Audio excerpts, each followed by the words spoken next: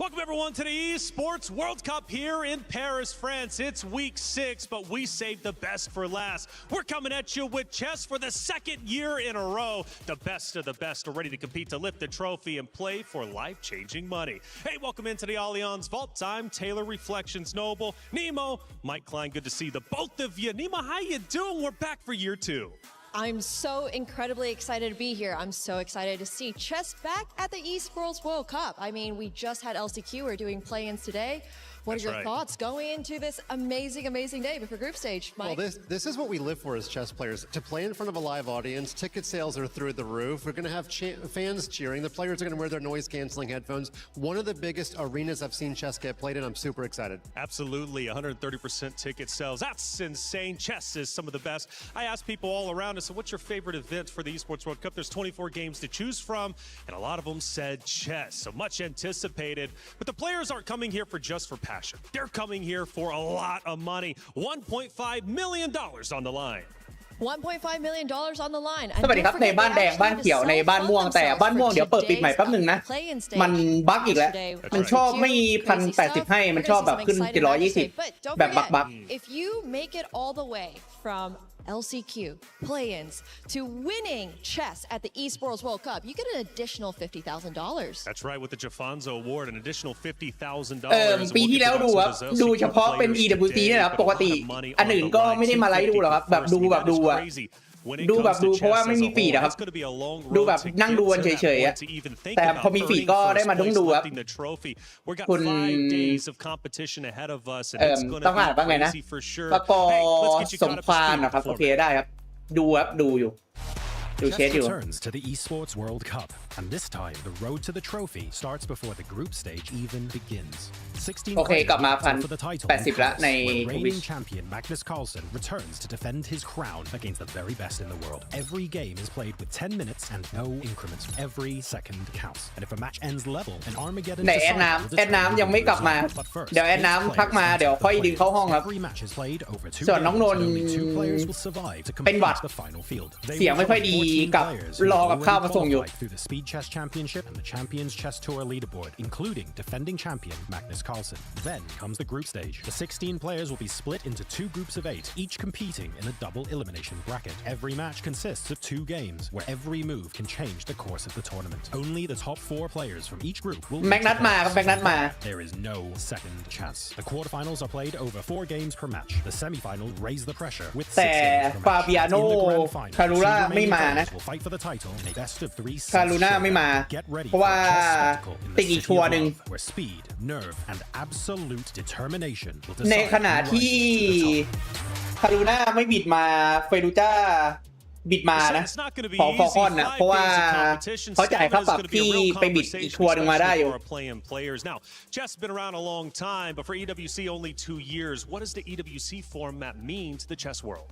I cover chess events all over the world. There's almost no other event where you play so few games in such a short time control, and your entire event can end in less than 1 episode of The Sopranos. In fact, just like the finale of Sopranos, it can end all in one moment with one bad move. That makes every move much more important than maybe any other event I've covered. And it's only 10-minute time limit, which is going to put the pressure on the players. I mean, this is insane. You had 10 minutes and 2 games, right? So ปกติดูครับดูแต่ไม่ได้ไลฟ์ครับดูแบบดูกันเฉยๆ Which is unique, right? Because normally you get a little bit more time. And you do get double elimination, which is also having the second chance is really nice. So to go home, you do need to lose at least 2 matches, which means if you don't, you're through. That's true, but 6 of the 8 players are going to be making an unwanted phone call to Air France tonight, rescheduling their ticket out of Paris. So 2 go through, but the vast majority of players are not going to go through today. แบบเดือดๆอยู่เข้าคู่นี้ play-ins today, only 2 players move forward. 6 keys. พี่ก็รู้กับแม็กนัทเหรอครับไม่รู้ครับสายยังไม่ออกครับในกลุ่มสเตจเพราะว่าต้องรอเพย์อินวันนี้เสร็จก่อน World Cup competition. You want to protect it at all costs. You need to win to do so. But for 6 of our 8, they in fact will be going home much earlier than they wanted to. Now for the LCQ, it was a gauntlet. It was grueling. We had over 100 players entered. Only 5 made it through, and John Sargent is ready to talk about. 16 players competed for the final 5 slots here at the Esports World Cup. They were split into 4 groups of 4 and then moved into upper and lower bracket formats to determine who would make it through. Vladislav Artemyev, Wei Yi, Alexander Borkman, Alexander Grishuk, and Parham Maksudlu ended up qualifying. Now, one of the biggest stories is Maksudlu suffering from appendicitis during the tournament. He chose to postpone surgery to keep playing on pain medications. He won his matches, qualified, and after qualifying underwent surgery. He is now here in the play-ins and ready to play. Absolute warrior. Notable names that failed to qualify through the LCQ include Daniel Dubov, Eric Hansen, Andrew Tang, and Peter Lecko. So it was an incredibly stacked field. For players today, it's 5 LCQ, 3 from DreamHack. But what a story in front of us. Am I hearing surgery and then taking the stage? ก็เขาต้องรอดูครับมันมีแค่2ที่เพื่อเข้าในอันนี้ในกลุ่มเพย์อิน8เหลือ2อ่ะเดือดอยู่ in the LCQ that did not lose a single game. I wasn't even aware you could delay that surgery, so he had the surgery after the LCQ. Good thing, by the way, he finished early and won the winner's bracket. That's right. A couple extra hours to have that surgery. We are not medical professionals, but don't do that at home. Yeah, seriously, just so you guys know, that was his decision to step onto the stage, but we have to respect it. I mean, at the end of the day, a competitor, they want to compete. They want to compete, and maybe that's something that pushed Parham to win. ใช่แต้มสกิดไปอยู่เยอะ Successfully complete เพราะว่าได้แชมป์เยอะ surgery. We wish him a speedy recovery and then get back onto the stage. Along the way, he also did beat Wei Yi, which pushed Wei Yi, who is playing ประเด็น later คืออะไร against แม็กนัทมันได้สล็อตตั้งแต่แชมป์ปีที่แล้วแล้วไงมาป้องกันแชมป์แต่ว่าแข่งตัวอื่นมันก็ยังแชมป์อยู่ He's playing the reigning world rapid silver medalist Vladislav Artemyev, who, by the way, in 2021 was 1 point away from being the world blitz champion. So, well, you know, he's got a lot of bona fides to his credit as well. Fair enough. A lot of stories already developing, and we haven't even started match number 1. But this is Stream A. Did you guys know we have a Stream B as well? It's going to be 2 streams for 4 out of our 5 days of competition. Pull it up however you like. And to give you the update on what you can be expecting from Stream B is Anna and Kostya. Hello, Streammate. This is Anna and Kostya here from Kidia City Battleground. We have a number of exciting matches coming up today, and we will be joined by Grandmaster and Zachary Sane up in the booth. $1.5 million at stake. A lot of them will be decided here. แต่ไม่ใช่ว่าพวกนี้ไม่เก่งนะคือพวกนี้ก็แบบท็อป100 โลกเกือบหมดอ่ะ That's right, Anna. Keys will be crushed all day today. 6 of them, in fact, and we don't stop there. Keys will be crushed pretty much every single day of our competition until there's only 1 remaining. Now, we are in week 6 when it comes to the club championship race, which means standings are getting tight at the very top. AGL overtook Falcons just a little bit ago last week, but can they do a little bit more this week? Let's check in with their club championship update powered by Aramco. เข้าใจได้อยู่ อาจจะไม่เทียบเท่า At the start of week 6 of the Esports World Cup, it's AGL who sits at the top of the Club Championship leaderboard. Thanks to amazing performances in Honor of Kings, where they got second, and masterclass in Tekken, who took the grand finals in a record time of just over 15 minutes.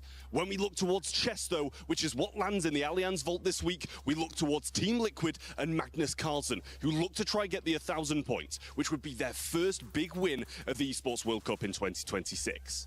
Looking in closer at the leaderboard, though, it's ATAL ตอนนี้แต้มนำ 3,350 นะฮะ Falcon 2,900 Navi 2,250 Vitality 2,200 Metapo 2,200 T1 1,750 with a win in Fatal Fury Liquid อยู่ไหนครับ and a second place in MWI. It puts them ไม่เห็น Liquid อะครับ leaderboard with 2,250 points. We ก็ไม่มี expect ผล them งาน to นะ go ครับ pretty far here too in chess. ไหน Liquid ครับ Also ไม่เห็น Liquid at Virtus Pro, who'll be taking to เห็ the น stage as well this week. ATAL มาแรงปีนี้ With Vitality's absence from แล้วก็มีอะไร chess, มี these Falcon teams look to Navi strike Vitality and take those Metapo higher T1 spots. มี With ที 2 วิชั่น weeks ทวิต left in the มาย Esports World Cup, แล้วก็มีเซ there's ต้า all มีอะไร to play for still. Liquid So ไปไหน stay ไม่รู้อะ tuned, and we'll keep you updated with more Club Championship update. $75 million, 25 tournaments. รอนี้ปะรอ Liquid Club champion. เสียแบกวะอ๋อลืมไปคัดไม่เข้าไม่มีแต้ม Of the Esports World ก็หวังแค่แม็กนัทอะ 7 weeks. สลับเคสอะ Esports clubs send ตอน their เนี้ย players to compete. EWC Liquid อะไม่เหลืออะไรแล้ว Every win ไม่เหลืออะไรเลย earns points for their club. แต่ถ้าเป็น ATAL ชนะฟอลคอนปีนี้ได้นี่ถือว่าแบบบิ๊กเซอร์ไพรส์นะที่แบบทำทุกเกมมาดีแล้วก็ขึ้นมาได้ And the title of best พี่ฮันรู้ประธานคนใหม่ของเซฟนะครับของปีเด้ of one game. มันจริงมันไปข่าวเดือนที่แล้วนะแต่ไม่ได้ท่านไม่ได้ตามคือแบบก่อนช่วงเดือนที่แล้วใช่ไหม22-23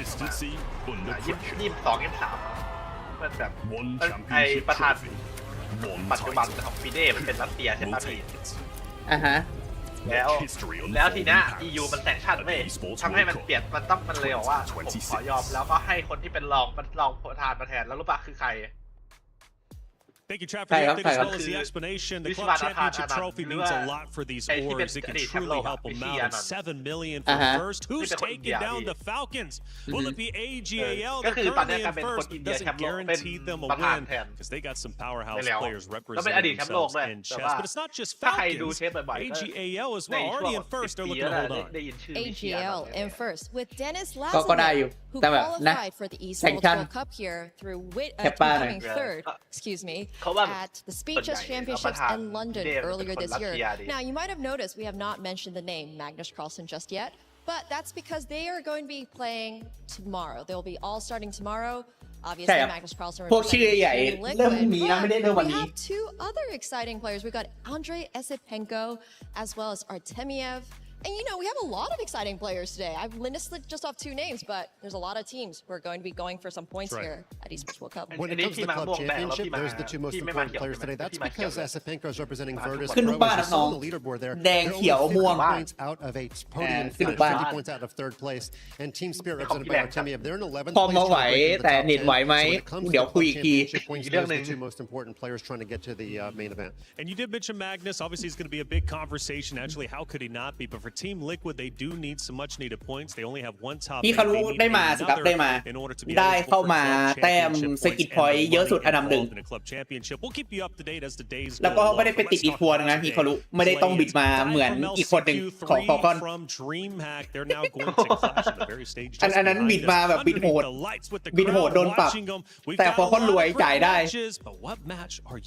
โอเคเราอยู่สตรีมยาวได้ไหมหรือว่าคู่แรกไปดูสตรีมบีดีกว่าน้องนนท์ดูสภาพนี้ What are your thoughts on that, Mike? Yeah, well, the question is ไอ้คู่2เราดูสตรีมแน่นอน I assume he's on some pain meds again. You know, I'm not an appendectomy specialist, not part of my research. Can he keep the winning streak going? That is going to be a big challenge. I imagine that you know, recovery time is probably not as ample as you'd like it to be. So we're actually going to take a look at him walking to stage. You don't often hear that in the chess world. That's right. We'll get to see him in just a second. For the others, though, Wei Yi, you mentioned him, right? Competing very well. He's got to go against Yasipenko. How do you think about that matchup? I think it's going to be crazy. You know, we are talking here about Stream A. Stream B also has some exciting matchups, which we'll go into really soon. But Wei Yi against Esipenko is a crazy one because it turns outแล้วมันก็จะแบบบัก in both not just one but both of their individual games, which puts a lot of pressure on Esipenko, and it makes you think, is Esipenko coming back with vengeance, with revenge? True. Or you know, to be fair, เดี๋ยวกดเปิดปิดใหม่แป๊บนึงนะครับใน YouTube. It's very different from what different, but still though the past will reminisce in your mind whenever you're playing against somebody that beat you from before. So revenge is definitely a talking point. Now, talking our old heads, let's move in to our Crunchyroll story of the day, and we've got the 3-time Blitz world champion taking the stage. That's right. We've got Alexander Grishuk, and you mentioned the candidates. He's actually played in 5 candidates matches. That's how long Grishuk has been around. เหมือนว่าบิเลตวิ่งไม่พอเนี่ยเปิด3บ้านพร้อมกันรู Even in slow chess, เน็ต classical ไม่พอ chess, he likes to get his clock drained. ไม่พอได้ไงวะเน็ตกู500ทับ500น้อง You know, move 1, the adrenaline should already be picking up with only a 10-minute starting time control. He's probably the one player that really would have benefited from an increment, but that's not in the esports modus operandi. We don't like to have time added to the clock. Well, it hasn't seemed to matter too much for Grishuk. While he is the oldest player here at EWC Chess at age 42, very impressive, but it also brings a certain level of experience, and he did beat Andrew Tang, who is oftentimes argued as one of the fastest players on the โอเค planet. บิเลตก็มาปกติแล้วใช่ไหม into playing today. Yeah, well, he did qualify, and he's got the experience, and he knows what it is to be a champion, which gives me good confidence stepping onto the stage. The veteran himself is going to know what it's like to handle the pressure. He already had to beat out over 100 players. ส่วนในคลิกกับในทวิตนี่ปกตินะไม่มีปัญหาครับสวัสดีครับไอแทบโดยดีครับ It's going to be a big day for sure. Mike mentioned it. All right, the players are arriving now for chess at the EWC. Let's go ahead and check out who pops off the bus first. Vladislav, welcome to the Esports World Cup. How are you doing? And how's your preparation? Are you well rested? เสียงปกติ Good afternoon. Delay, Thank okay. you for question. I think that more or less I'm ready. We'll see what will be, but I will try to show my best skills. Of course. มาดูแมกนัต RP ครับรอพรุ่งนี้ครับคนไทยมีไหมใน EWC ไม่มีครับอาจจะต้องรอ Esports Nation Cup ครับอาจจะมีไอนะน่าจะมีนะ For viewers will be very fun and positive.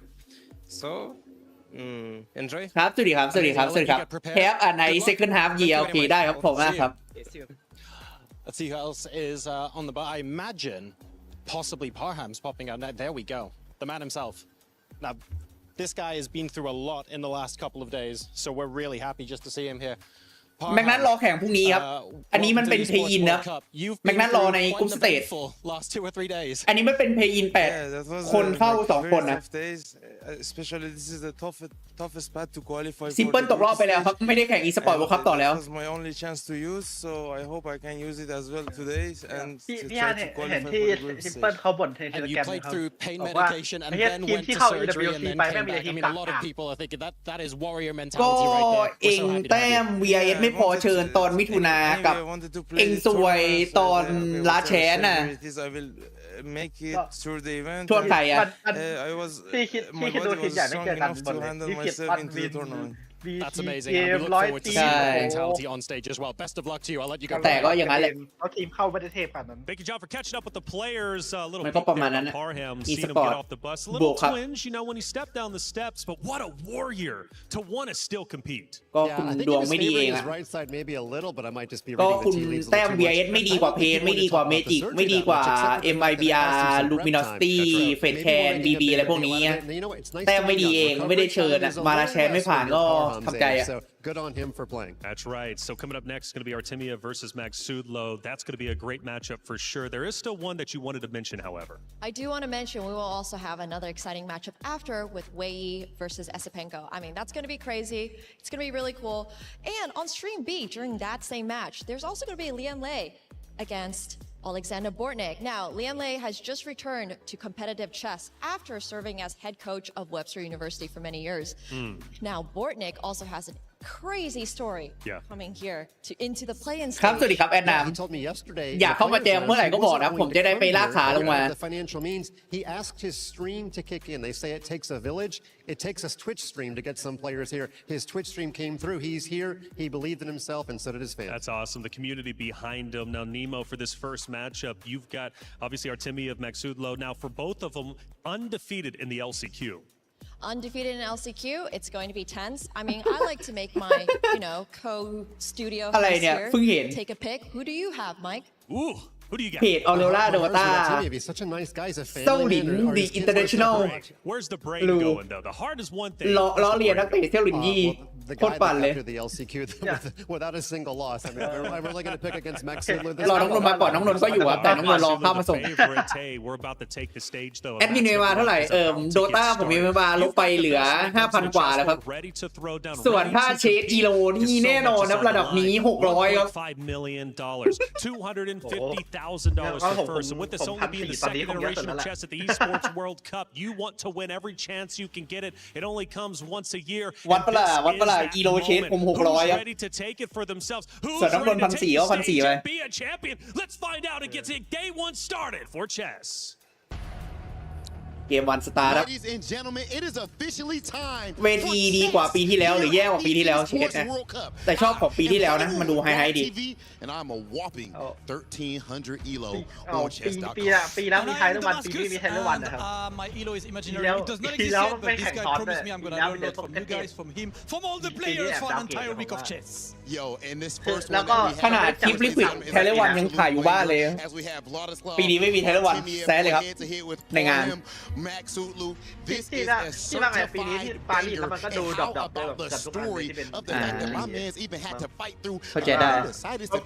นไม่ได้จัดที่บ้านเลยเป็นอย่างนั้นแหละ Listen, going to surgery and ตำแหน่งอะไรผมเล่นซับ4ครับโดตา These are the kind of backstories that we want because today are the play-ins. We got 8 players, 3 from DreamHack Atlanta, 5 from the LCQ that happened last week. Only 2 can make it to tomorrow's event as we kick off the main bracket. Main bracket, of course, with $1.5 million on the line.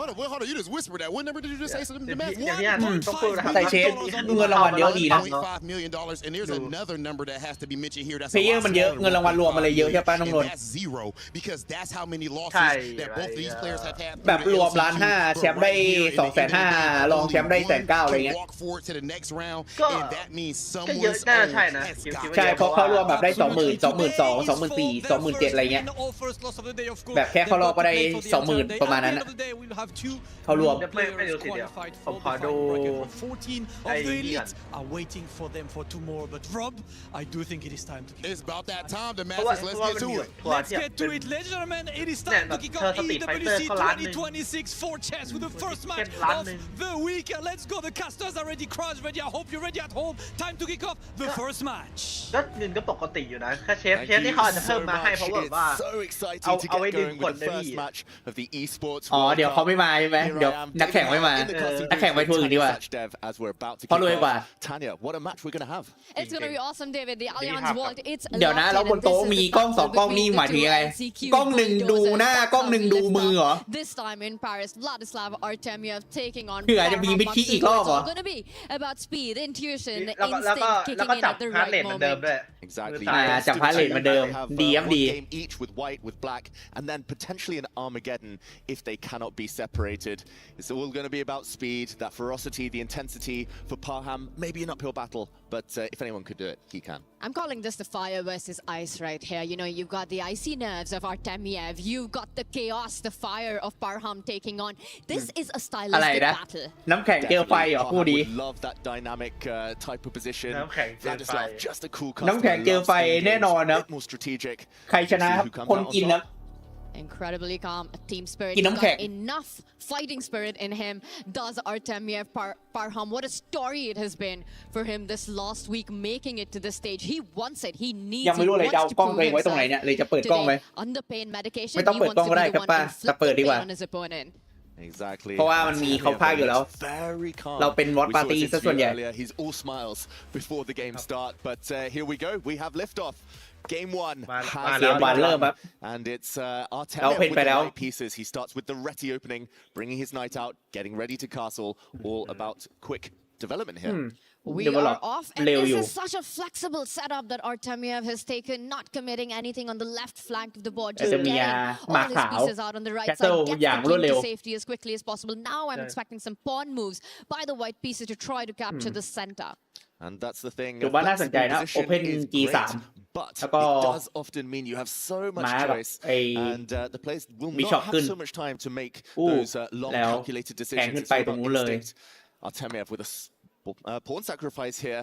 Smart. แซกพอ He หนึ่ง breaks ตัว up the black center, but now he has to ทำให้ justify ตรง that กลางเขาแต sacrifice. ก Either go for the pawn, win it back, or build a big center himself. Early gambit and an early think by Artemiev after giving up a pawn. That slightly surprises me, David Howell.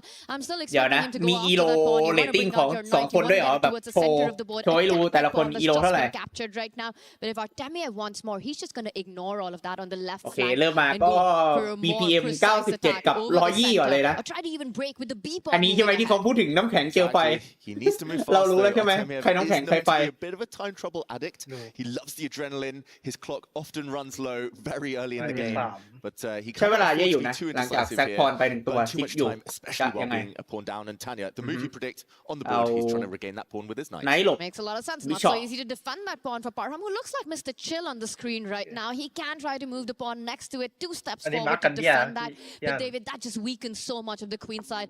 I'm expecting Parham to instead bring mark and out his yeah. knight to defend ของเอ it, งแอบ not เร็วกว่า allowing เซี่ยว the วิปะเนี่ย recapture just yet. Artemiev slightly surprising. อาจจะใช่ You พี่ give up a pawn, ใช่ you แอบ start ใช่ thinking, แล้วก็ but he's ม้า back ขึ้น up on the speed อ่า now. ฮะ Exactly, speeding up. Maybe he was just deciding กั how น sharp he การ wants เบี้ย to สี play. ไม่ได้อยู่แล้ว This อะ knight move does again double down on the black pawn. เอา ต้อง ม้าสองตัวเล็งเลย Is captured in the white half. มัน And ผม there ว่า are ปล่อย tactics in the ปล่อย air. แล้วก็เล่น Parham, เล่นเป็นแบบ he ปก needs ติ to ดีกว่า decide now whether to play it solid. It's all in black's hands. He can just continue development, allow white to ไม่ regain the แต่ pawn, ว่า or มันคือ he มัน can คือแลก try เบี้ย to คืน cling นะเพราะ on ว่า and invite some tactics.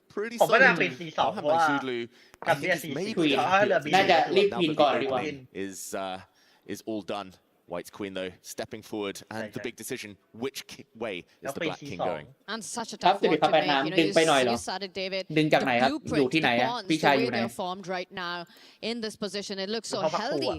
for Parham currently. And look at that, he still keeps the option flexible with his own king. I think the more human approach in this position is get into that left side where you know your pawns are going to be a great wall of safety for the black pieces. Long castle coming up is my prediction. The great wall of Parham. เลือกได้อะซ้ายขวาเลือกได้ For now, blocking the bishops at least, it's definitely pressure on Artemiev to create something, to do something. Structurally, he's suffering, so long term, มันปล่อยให้เขามีเคาน์เตอร์เพย์เพราะว่าบิชอปเล็งลองเล็งทาง as ฝั่ he งลอง lines up เห็น his ไหม rook, preempting Black's king, and ก็ going that มี side เรือ of เล็ง the ด้ว board. ยแต่ถ้าเล็ง Not an easy decision now that the rook's ready already. And you've got the a pawn ready to march up as well for Artemiev if the king was to find safety for Parham on that left flank. We have him on our screen. It's such a difficult decision to make. And now, with about 6 minutes on the clock, he does make a decision. That king isn't going to the left side anymore. Defends the b pawn ไม่ with แค his สเซิล rook. นะแต่ว่าเป็น B1 แทน But that didn't mean that he wanted Maybe action yet. I think he was getting excited by his chances, but calmed himself enough to make this quiet move.